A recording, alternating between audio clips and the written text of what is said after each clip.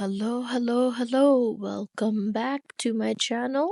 We're gonna dive into a new recipe today. Let's go ahead and start by adding some oil to the pan.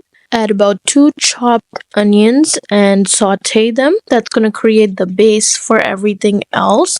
So we'll saute them for about 5-6 minutes until they're translucent or change the color, just like you see in the picture.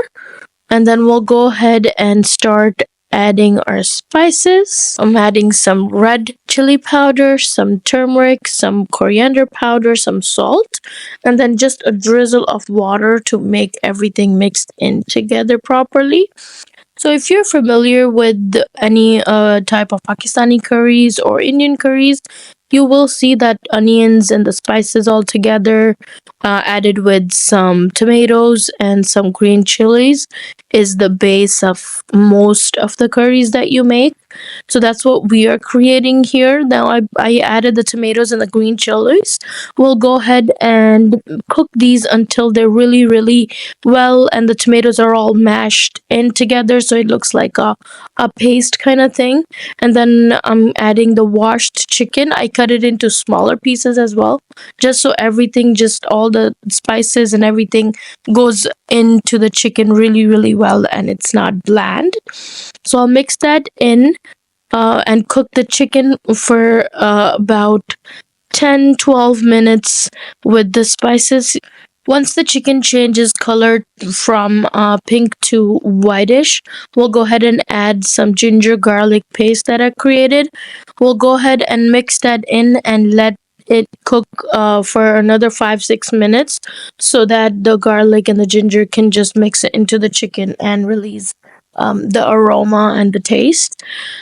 So what I did here is I covered and cooked the chicken for about 10-12 minutes until the chicken released its water and I feel like the chicken is almost cooked. So I'll leave it uncovered now and I'll cook until the water dries. So they'll take about 10 minutes or so. Once the water is dried, then on the side I have spinach that I'm thawing. I had frozen spinach.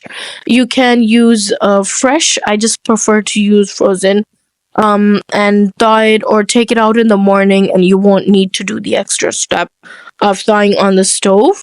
And then once that's ready, we'll go ahead and add the spinach. We'll add the spinach and mix it really well into the chicken. And then we'll also take a few minutes to incorporate all the spices and everything into the spinach.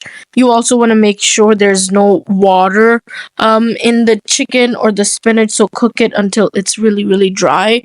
It does really make a difference on the taste if there is any leftover water. And there you have it, spinach and chicken curry. Eat it with a spoon, with naan, or just white rice.